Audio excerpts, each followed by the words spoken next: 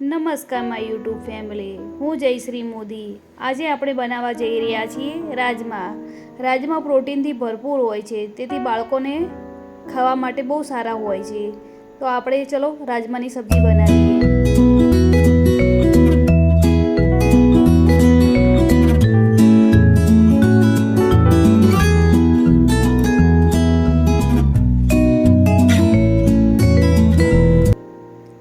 રાજમા બનાવવા માટે આપણે એક વાડકી રાજમા લઈ લીધા છે.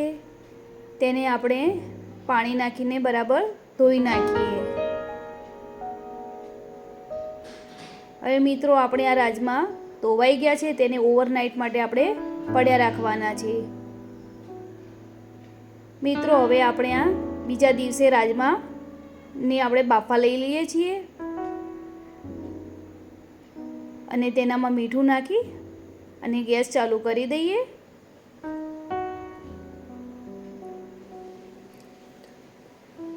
મીઠું નાખવાથી આપણે રાજમા જલ્દી ચડી જાય છે.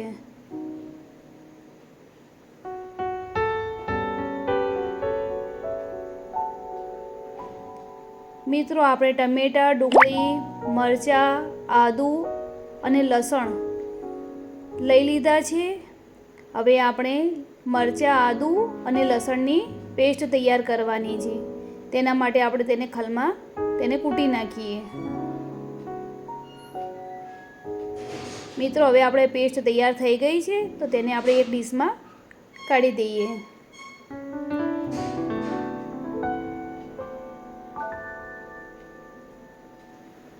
મિત્રો, આપણે જે ટમેટા ડુંગળીને કટિંગ કરી રાખ્યા છે, તેને થોડું પાણી નાખીને બ્લેન્ડર વડે તેની ગ્રેવી બનાવી નાખીએ.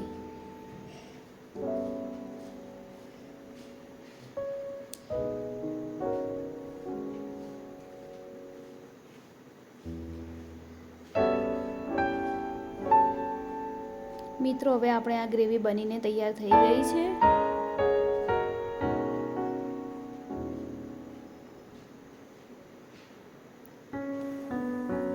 મિત્રો, આપણે લોઢીમાં 2 ચમચી તેલ લીધું હતું, તે ગરમ થઈ ગયું છે. તે આપણે તેમાં રાઈ, જીરું, હિંગ અને 1 ચમચી અજમો નાખી દેવાનો છે. તેમાં આપણે કડી પત્તા નાખી દઈએ અને જે આપણે આદુ મરચાંની પેસ્ટ તૈયાર કરી રાખી છે તે નાખી દઈએ અને આપણે જે ગ્રેવી બનાવી રાખી છે તે ગ્રેવી તેમાં એડ કરી નાખીએ. હવે આપણે ગ્રેવીને બરાબર હલાવી દેવી.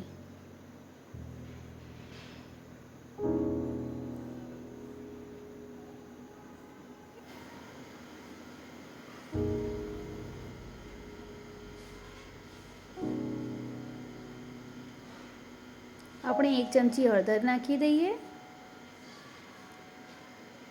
કશ્મીરી લાલ મરચું 2 ચમચી નાખી દઈએ.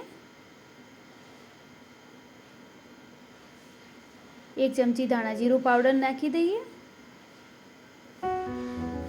સ્વાદ અનુસાર મીઠું નાખી દઈએ તેના અંદર.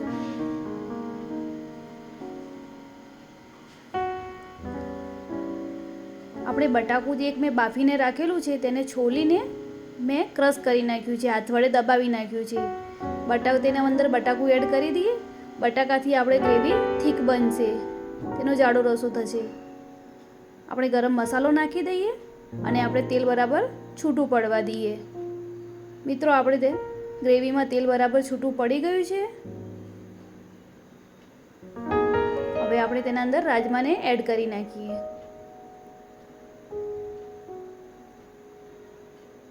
રાજમા બરાબર હલાવી દઈએ.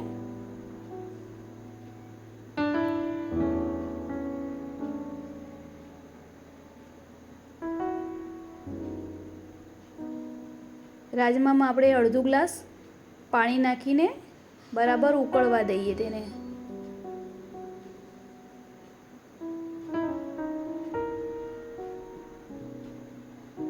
મિત્રો, આપણે રાજમા ચડી ગયા છે. આપણે આ ગરમા ગરમ રાજમા ભાત સાથે બહુ સારા લાગે છે. હવે તેને આપણે એક બાઉલમાં નીકાળી દઈએ.